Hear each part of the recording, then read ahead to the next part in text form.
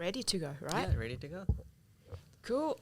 So, hello everyone, and welcome to the Launchpad Lounge podcast, where we interview a member of the Launchpad community, have a little bit of throwback into their journey with Launchpad, and see where they're at right now.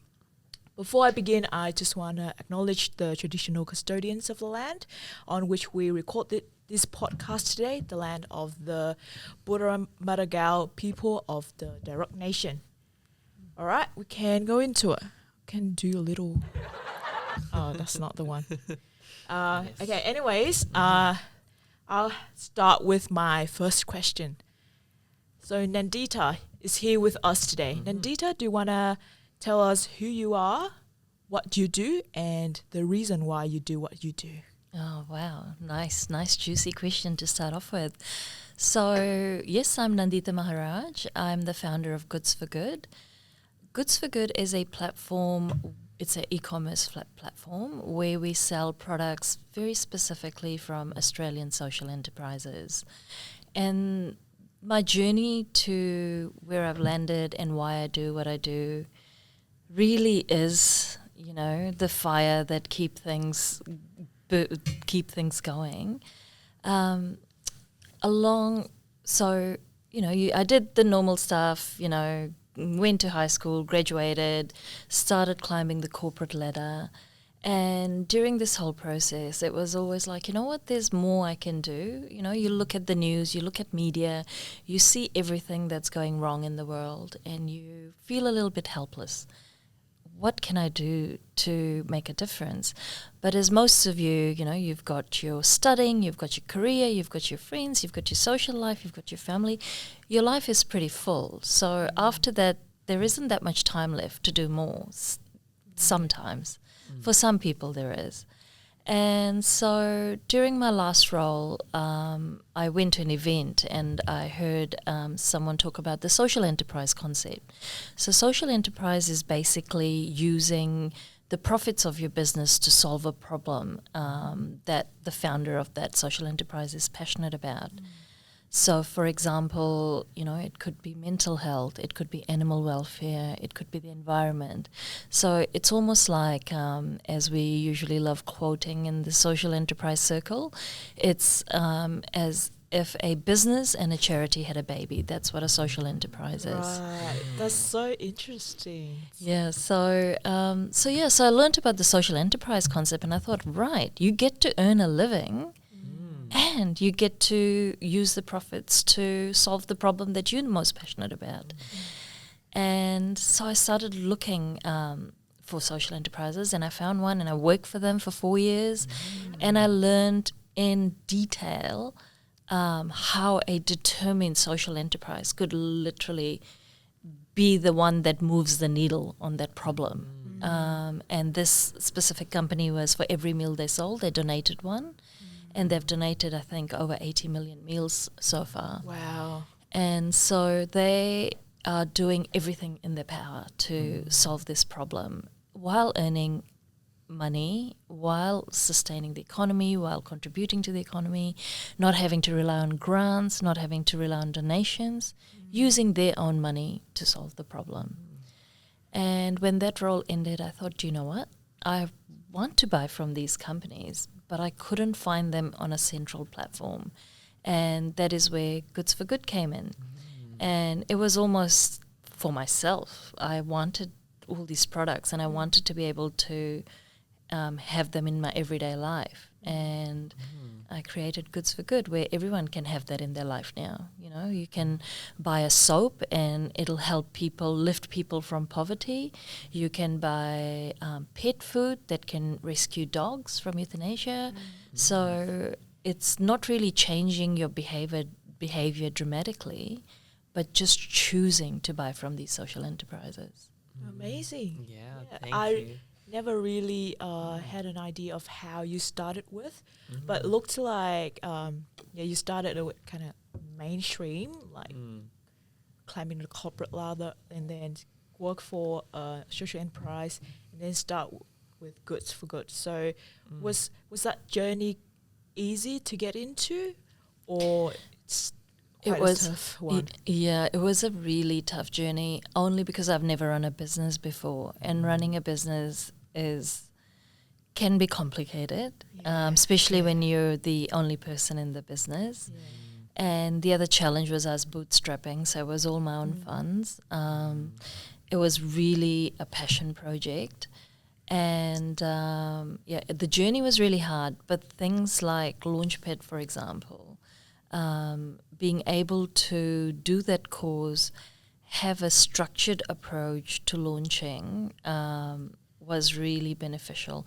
Before I actually came to Launchpad, I'd actually done an 8-week course and I'd already launched. So I was quite different from most of the people at Launchpad who are still working through their ideas.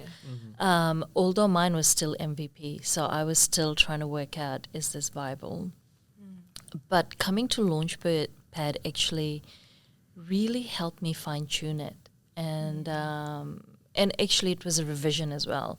It was almost going through the business with a better understanding of what the business is, and working with the mentors, working with the experts, and fine tuning it. So it was such a so it provided so many benefits for me. I think there are quite a few founders who came to Launchpad and sometimes just exit with a completely different idea or solution just because the problem they came with or the solution they came with is wasn't validated enough, and they just went through step by step through the business journey and went out with a completely different solution for the problem they were trying to solve.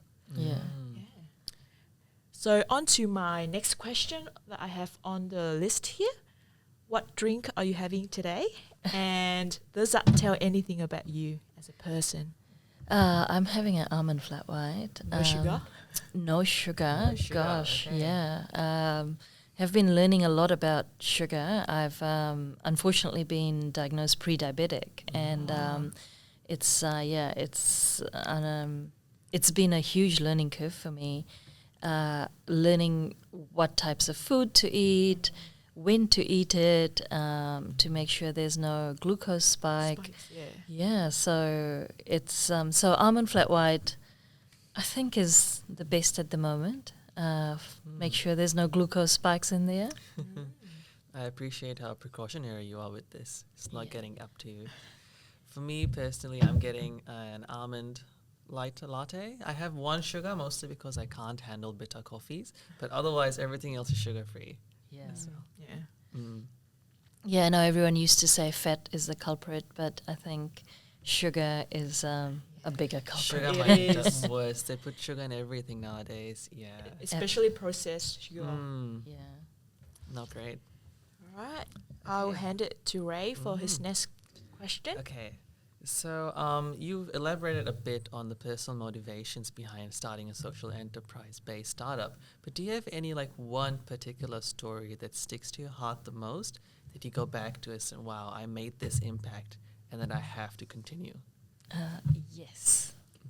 Excellent question. Only because I'm at a point in my journey where I need to really start reporting on my impact.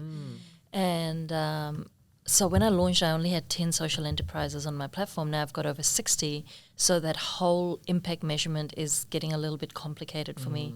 So the way that I'm going to measure my impact, and I'll get back to your question in terms of what story stuck to me, but just as a background, how I measure my impact will be how much money I've diverted, consumer dollars I've diverted to social enterprises.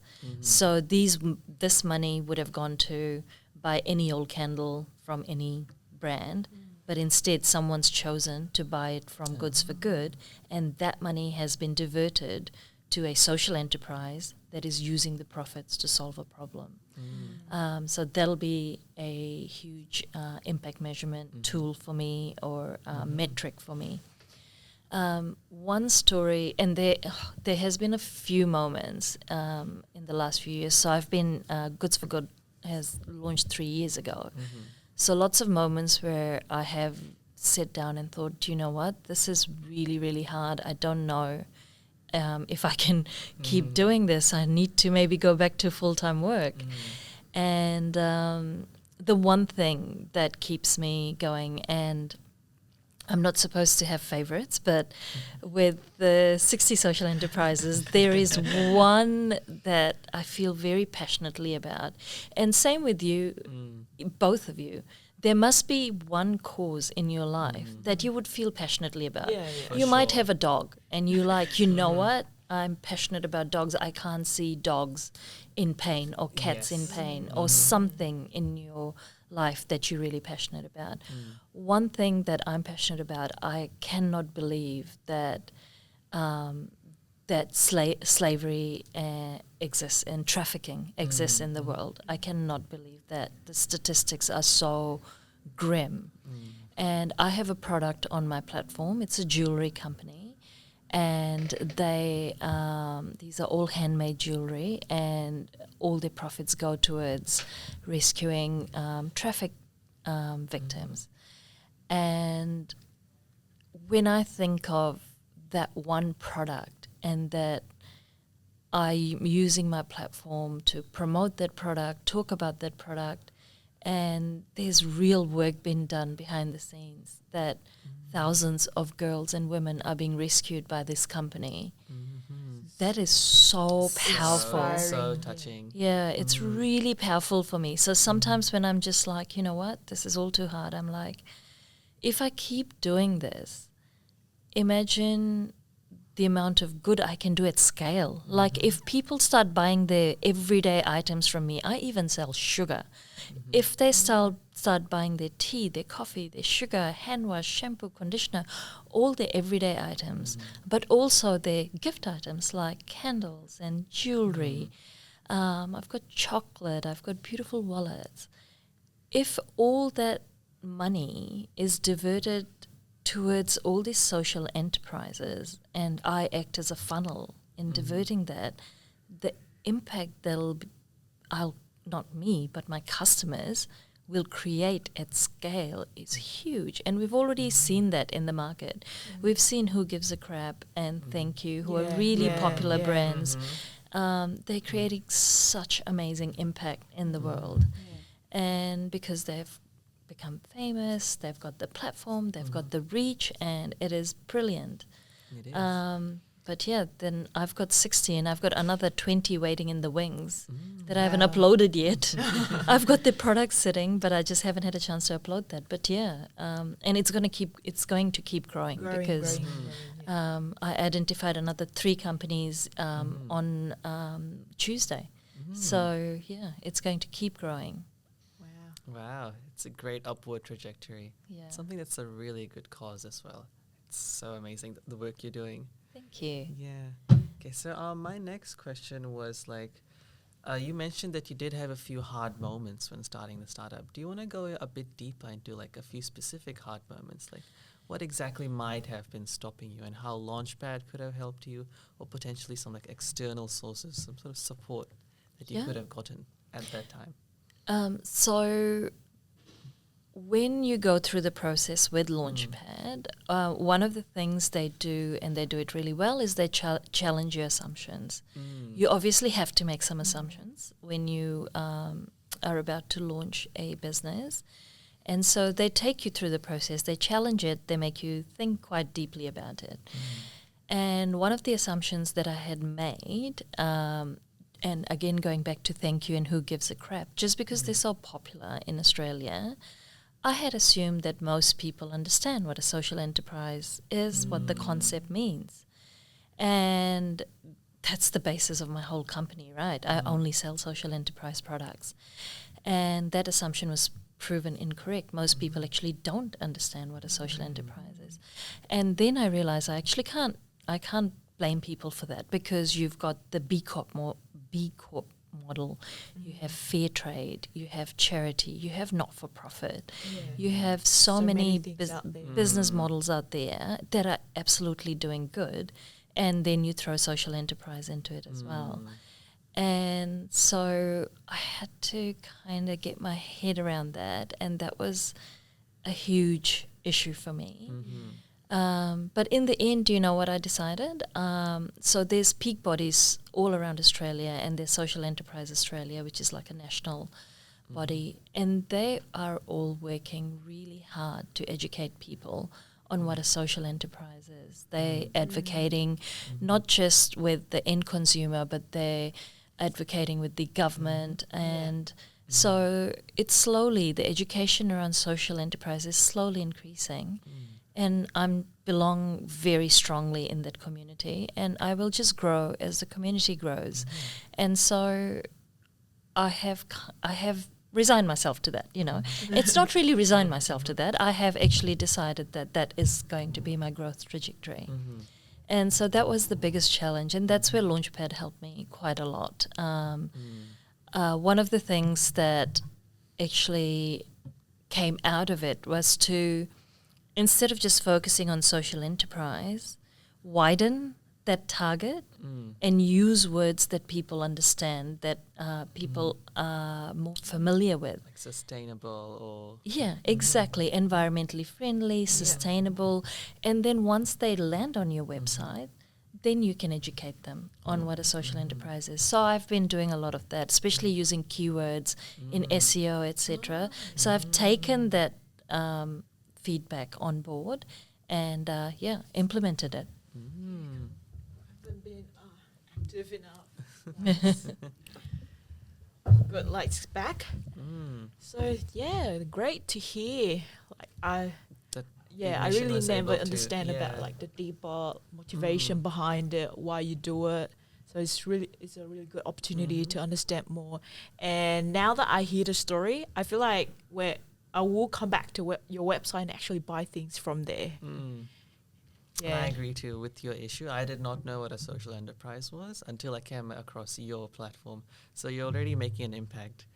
That's good. That's good. And especially, I know I am making an impact by educating people about it, but the 60 social enterprises that are on my website, the impact that they are making is just, it just blows my mind. Their impact, their statistics, it's just absolutely amazing. And I try my best to tell that story on my website. It's sometimes very hard to do that when you land on a page, you know, how do I tell a story?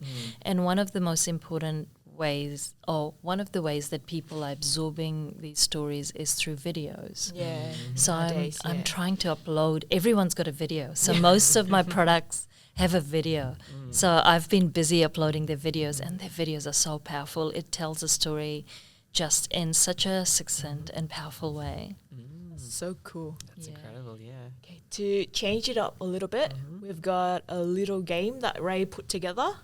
Ray, do you want to... So it's a very fun game. So you have been a startup founder for the past 3 years. It means you're kind of familiar in the space of investors. So we wanted to see if we could tell whether or not these 3 businesses are real or fake. So I'm going to name 3 businesses and give a short description. 2 of them are fake, only 1 of them are real. Okay. So your job is to guess which one is the real one. Yes. Okay. You get 1 try though. Okay. Okay, so first one is Bumpy's Bumper Cars, a portable bumper cars for kids to use at home. Second is Choco Veggies, which are chocolate-infused vegetables that helps picky eaters get their veggie intake. And third is Digester Gums, and these are edible bubble gums. And these are all under like children's category. Oh my goodness. Wow. I think the first one is a real one. Yeah. What makes you want to say that? Because it makes sense. It sounds fun. Like I would not give my child a vegetable coated with chocolate. Oh, yeah. I don't know. It's all, like, the just sugar, all the like have some sugar with your Understanding. vegetables. And bubblegum is just one of the worst habits you can get your child into. So why would you want to give them fake bubblegum? You know, it's just, so those 2 don't make sense to me. But the first one sounds fun. So your intuition is spot on. Oh, awesome. and such great insights from Yeah. parents, like the actual end customers, right? So Yeah. that's all you focus on when you launch a business or startup. he's always like doing a lot of research of the end customers' insights. I know, but one of my kids has been a very fussy eater. So if I was given a vegetable coated with chocolate, I would have actually given it to him. I'm just like, anything to get the calories in him. But he was so terrible, I'd even give him chocolate and he'd be like, no, thank you. Oh, He was really, I was a very tricky. picky eater as well. Yeah, so he wouldn't even eat chocolates. And I'm like, oh my goodness. So hard. Yeah, I used to be a picky child as well.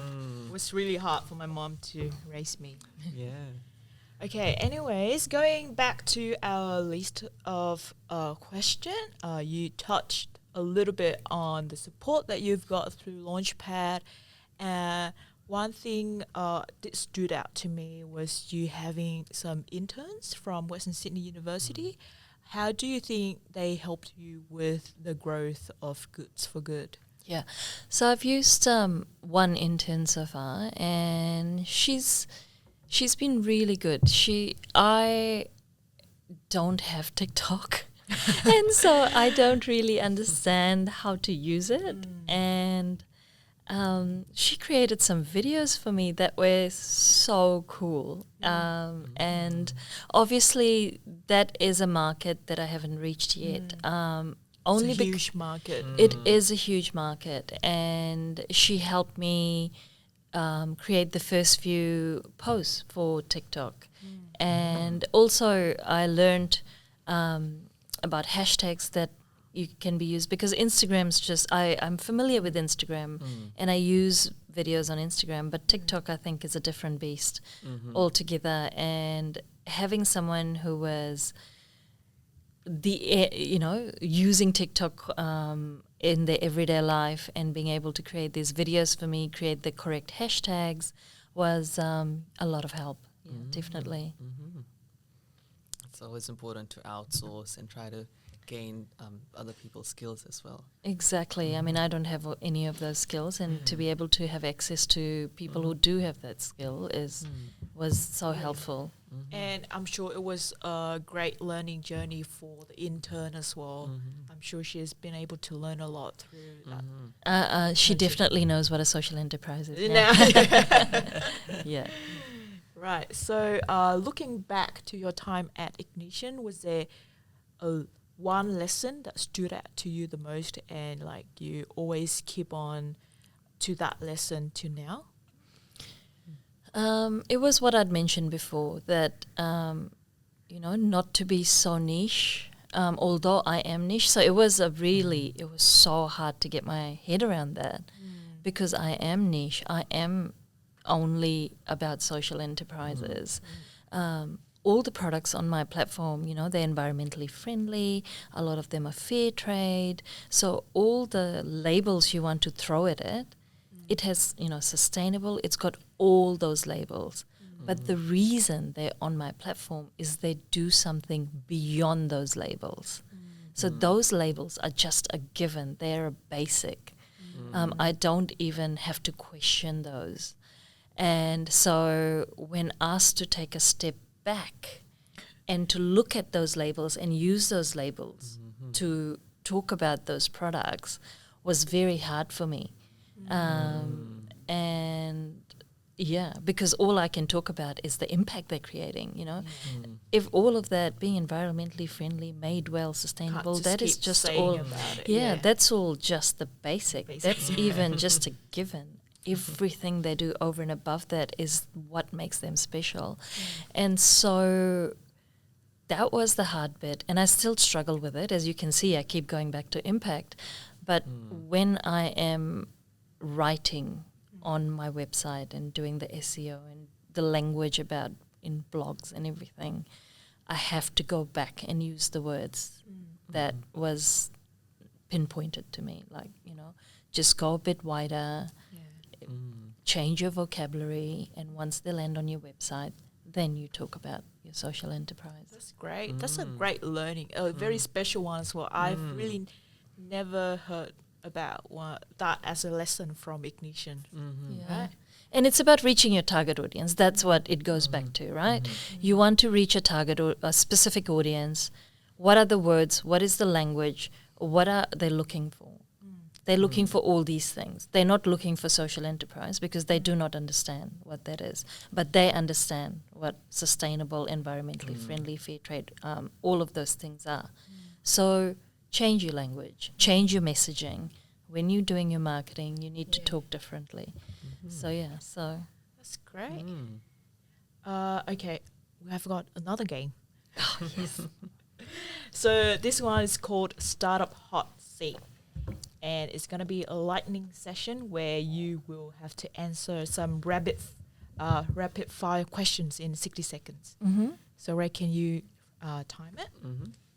You ready? Ready. So you have to just whatever comes to mind first to say it. Okay. In 1 or 2 words or a bit more. That's fine as well.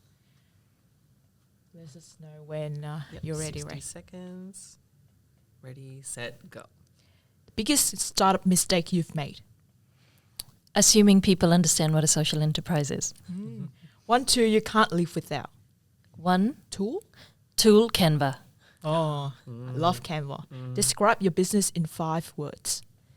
Diverting consumer dollar to social enterprises. Wow, that's so on quick. spot. On spot. Do you remember your first customer? Yes, I do. It was my best friend. Oh, that's so sweet. Yeah. What was the first product you sold? A candle. Wow, 20 seconds left on the timer. Wow. Round of applause. Oh, that was the last question. Yeah. Yay. So you still have 20 seconds left. So we'll see how the next guest will do it on the next episode. Yeah, wow. I think you'll be hard to beat. Yeah, high standard. Okay, so before I go into the last one, do you have any other questions? I think so far, in terms of impact, you've done a great job in terms of like reaching scale. So what would you say would be like your ideal next 10 years? Like, would Yeah. you like to be the next Walmart or next Woolies? Yeah. Yeah, Totally. well, I'm online only at the moment, and I think that's the best way for me to operate at the moment. But I actually I have a dream about this, about Goods for Good. I really want, so there's a lot of people who do not have access to work, who have been shut out of employment. I want Goods for Good to be a company that is where they get employment. I want I want social enterprise to be woven from every single touch point, for Goods for Good. So that is, I'm hoping that I grow and I can employ people and I can make more impact that way. So that's my next step, being able to employ someone. But also I want bigger businesses, forget about rest of Australia. Let's just look at New South Wales. There's so many big businesses in New South Wales. When you've got your next event, when you've got your next onboarding gift, or you've got your next team member gifts, it can be something small as that. Contact me, ask me, what I can put together, and I can put together amazing gifts. I've got so many options now, and you can align the values of your company with the values of these gifts. And I've just had a very amazing company contact me, and they have a birthday coming up in April they're launching some program called April Birthday Month, and they have requested 4 gifts to go to 4 different offices around Australia, gender neutral gifts, and with a personalized card with their logo on it.